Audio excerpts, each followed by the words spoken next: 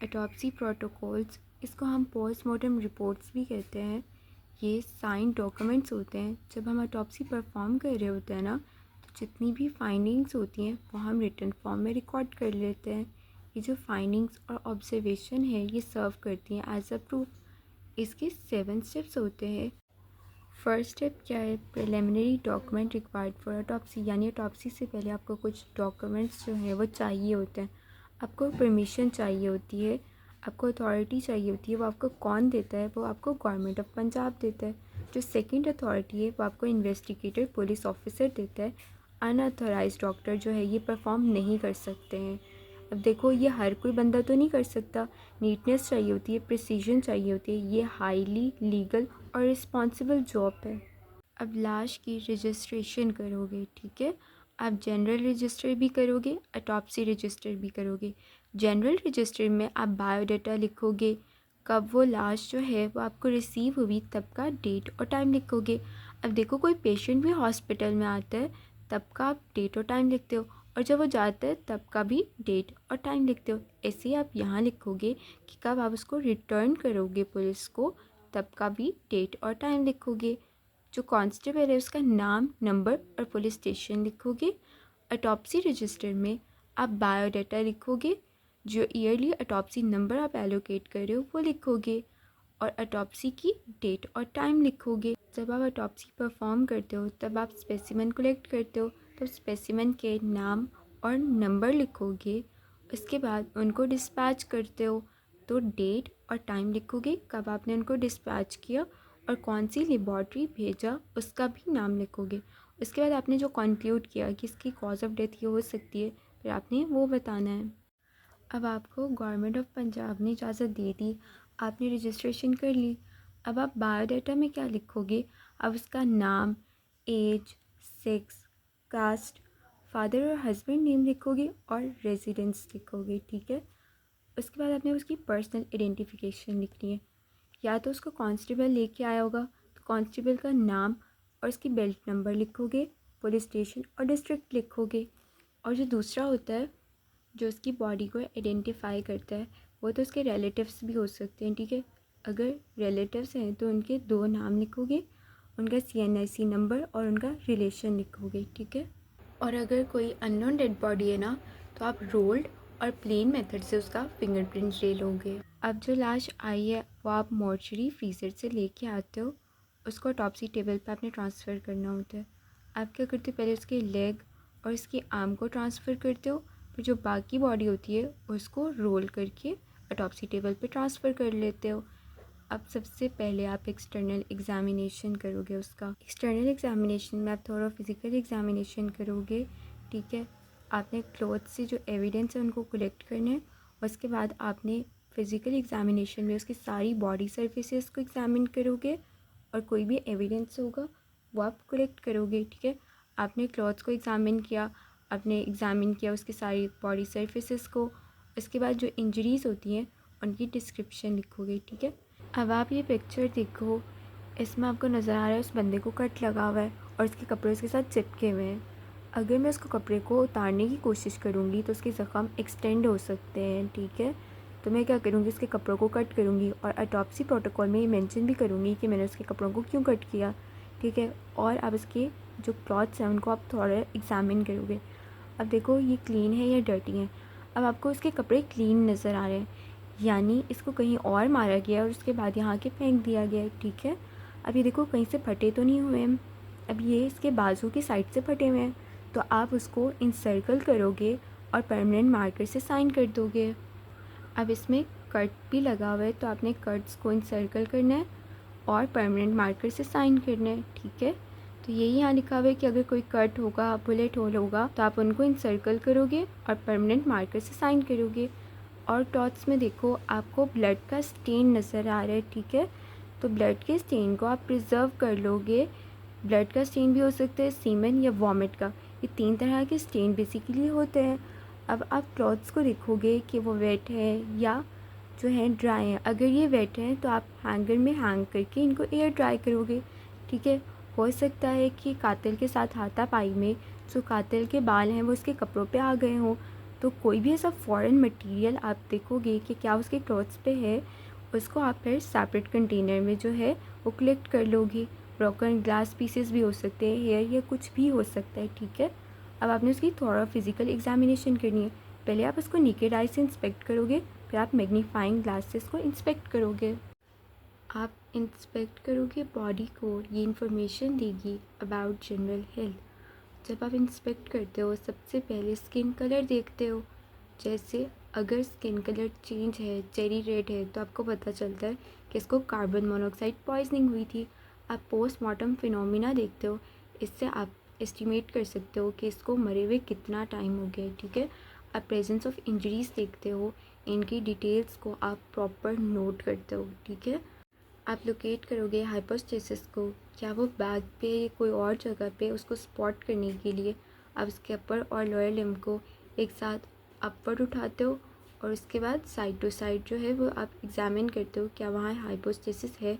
Hypostasis से आपको cause of death पता चलता है, उस वक्त उसने कैसे कपड़े पहने हुए थे ये पता चलता है। आप सारे बॉडी सर्फेसेस को एग्जामिन करोगे। आप पहले फ्रंट से देखोगे, फिर बैक से, फिर दोनों लैटरल साइड से एग्जामिन करोगे। आपने जितनी नेचुरल बॉडी ओपनिंग्स होती है ना उनको केयरफुली इंस्पेक्ट करना होता है। नेचुरल ओपनिंग जैसे ऑरल, ऑरिकुलर, नेज़ल, ऑक्यूलर और वाल्वा ओपनिंग होती है, इन सारी ओपनिंग्स को आप केयरफुली इंस्पेक्ट करोगे। आप क्या करोगे, जो लेग्स है ना उनको एबडक्ट करवाओगे सुपाइन और प्रॉन पोजीशंस में, इससे वाल्वा और एनल ओपनिंग को जो है एग्जामिन करोगे। बॉडी सर्फेसेस पे जो इंजरीज़ हैं आपने वो नोट करनी है और मेजर करनी है। जैसे ये पेग देखो, इसमें आप पहले शेप देख रहे हो, ठीक है। शेप जो है वो राउंड है, इससे पता चल रहा है कि बुलेट होल है, ठीक है। आपने उसका साइज़ जो है वो मेजर करना है। साइज़ मेजर करने से आपको ये पता चलता है कि वो कितने की बुलेट थी। इसकी साइड क्या है, हिप है, नंबर कितना है, फ़िलहाल हमें 1 नज़र आ रहा है। ये सब कुछ जो है ये हम नोट करेंगे और मेजर करेंगे, ठीक है। आपने पैल्पेट करना है उसकी बॉडी को कि कोई लंप तो नहीं है, अगर लंप है तो आपने उसका साइज़, कंसिस्टेंसी देखनी है। आप जब पैल्पेट कर रहे होगे तो अगर बुलेट अंडर द स्किन होगी ये भी पैल्पेट हो जाएगी, ठीक है। जो इम्पॉर्टेंट साइट्स है जहाँ स्वेलिंग होती है वो कौन सी है, ब्रेस्ट, एक्जिला, ग्रोइन और नेक रीजन है, ठीक है। आपने डिटेक्ट करना है क्या रिगर मॉर्टिस हो गया है। रिगर मॉर्टिस को डिटेक्ट करने के लिए आप फ्लेक्शन करवाते हो जॉइंट्स पे। अगर आपको बहुत ज़्यादा फोर्स लगवानी पड़ रही है लिम्स को बेंड करने के लिए तो इसका मतलब है कि रिगर मॉर्टिस जो है वो डेवलप हो चुका है। कोई भी अगर फिज़िकल चेंज आई है कॉर्प्स में डेथ के बाद, जैसे हाइपोस्टेसिस, रिगर मॉर्टिस या प्यूट्रिफिकेशन, जो पोस्टमार्टम चेंजेस थी ना वो, अगर वो चेंजेस आई हैं इससे आप एस्टिमेट कर सकते हो कि इसको मरे हुए कितना टाइम हो गया है, ठीक है। अब आप ये डायग्राम देखो, इसमें आपको नज़र आ रहा है कि मार्बलिंग स्टेज जो है वो हो गई है। एक्सटर्नल एग्ज़ामिनेशन यहाँ कंप्लीट हो गया। अब हम इंटरनल एग्ज़ामिनेशन करेंगे। इंटरनल एग्ज़ामिनेशन करने के लिए हमें बॉडीज़ कैविटीज़ को ओपन करना ज़रूरी है। कौन कौन सी बॉडी कैविटीज़ होती हैं, क्रेनियम होता है, थोरेसिक और एब्डोमिनल कैविटी होती है। बॉडी कैविटीज़ को ओपन करने के लिए जो हम पहले इंसिजन लगाते हैं उसको प्राइमरी ऑटोप्सी इंसिजन कहते हैं। हमने सबसे पहले थोरेसिक और एब्डोमिनल कैविटी को ओपन करना होता है। तो हम क्या करते हैं, जो लाश होती है ना उसके शोल्डर के नीचे वुडन ब्लॉक रखते हैं ताकि उसकी नेक को एक्सटेंड कर सकें। उसके बाद हम उसके ट्रंक पे इंसिजन लगाते हैं। हम 3 तरह की इंसिजन लगा सकते हैं। आई स्ट्रेट इंसिजन, ये बहुत ज़्यादा सिंपल होती है, कन्वीनियंट होती है, क्योंकि स्ट्रेट है ना, आई शेप्ड होती है, इसलिए इसको आई स्ट्रेट इंसिजन कहते हैं। वाई शेप्ड इंसिजन, इसमें क्या होता है कि अगर एक बंदे की एस्फिक्सियल डेथ हुई है ना तब हम ये लगाते हैं, क्योंकि ये बेटर एक्सपोजर देती है नेक के मसल्स को। मॉडिफाइड वाई इंसिजन हम ये भी लगा सकते हैं। पेनियम के लिए हम स्कैल्प पे इंसिजन लगाएंगे, ठीक है। मेस्टॉइड टू मेस्टॉइड प्रोसेस हम इंसिजन लगाते हैं। ये है स्ट्रेट इंसिजन, ये चिन से स्टार्ट होगी प्यूबिक सिम्फिसिस तक। हमने इम्ब्लाइकस को अवॉइड करना है, ठीक है। बहुत ज़्यादा सिंपल है, कन्वीनियंट है। ये स्ट्रेट आई इंसिजन है। ये कौन सी है, वाई शेप्ड इंसिजन है, ठीक है। वाई नज़र आ रहा है ना, ये बेस ऑफ द ईयर से स्टार्ट होती है, ये दोनों लाइंस मिड लाइन में आके मिलती हैं, ठीक है। यहाँ कौन सा होता है, सुप्रास्टर्नल नॉच होता है, यहाँ आके मिलेंगी, उसके बाद नीचे एक्सटेंड करेंगी प्यूबिक सिम्फिसिस तक और हम इम्ब्लाइकस को अवॉइड करेंगे। ये कौन सी है, मॉडिफाइड वाई इंसिजन। और इसको यू शेप्ड इंसिजन भी कहते हैं। यू शेप नज़र आ रहा है ना, तो क्रोमल प्रोसेस से स्टार्ट होती है, ये आर्च फॉर्म में आती है।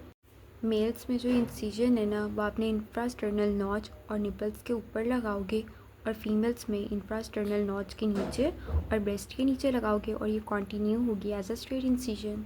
आपने प्राइमरी टॉप्सी इंसिजन लगाई, फिर भी कैविटीज़ जो है वो एक्सपोज नहीं हुई, तो आप सेकेंडरी टॉप्सी इंसिजन लगाते हो, आप इसमें बोन्स को कट करते हो।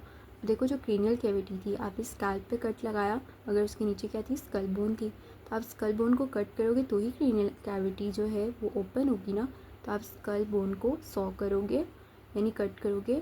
उसके बाद जो थोरेसिक कैविटी होती है उसको ओपन करने के लिए जो आगे उसके स्टर्नल प्लेट होती है, आप उसको कट करते हो। टर्शियरी इंसिजन जो है वो आप सीरस मेम्ब्रेन पे लगाते हो।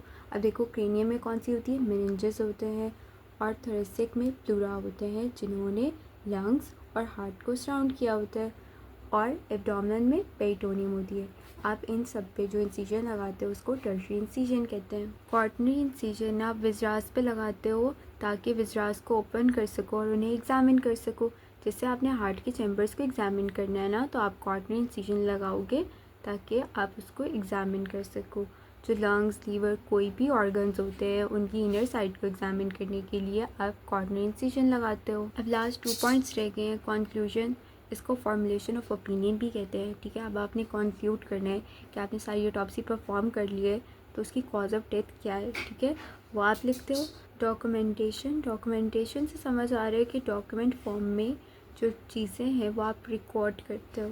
जो डॉक्यूमेंटेशन है वो रिटन रिकॉर्ड के फॉर्म में हो सकती है, स्केच हो सकते हैं, फ़ोटोग्राफ्स हो सकती हैं। जो इंजरीज़ है उनकी क्लोजअप पिक्चर्स हो सकती है, या कोई भी और डैमेज हो सकता है, या जो स्टेन्स थे उनकी पिक्चर्स हो सकती है। जो आपने क्लॉथ्स जो थे वो कलेक्ट किए थे, क्लॉथ्स पे कुछ भी था वो क्या है, वो डॉक्यूमेंटेशन में आएंगे। या फिर उस बंदे को बहुत सारे फ्रैक्चर्स हुए थे, तो आपने जो फ्रैक्चर्स थे वो रिकॉर्ड किए एक्सरेस में, ठीक है।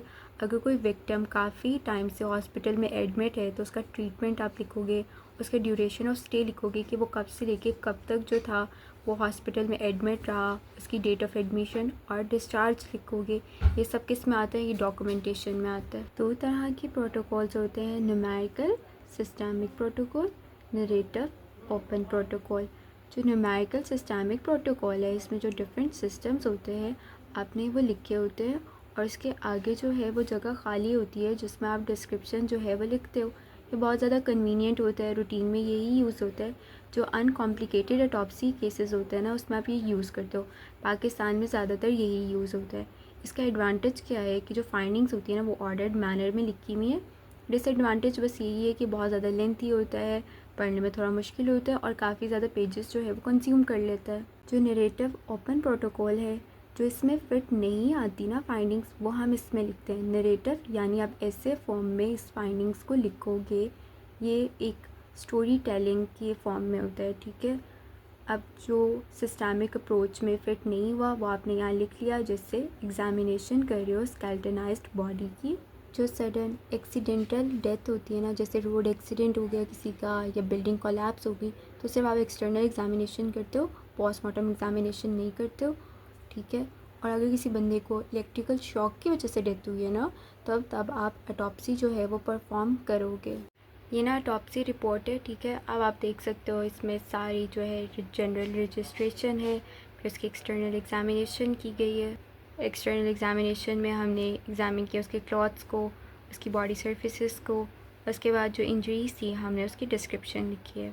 जो क्रेनियम और थोरेसिक रीजन में स्ट्रक्चर्स थे ना हमने उनकी एग्जामिन किए, उसकी डिस्क्रिप्शन हमने यहाँ लिख दी है, ठीक है।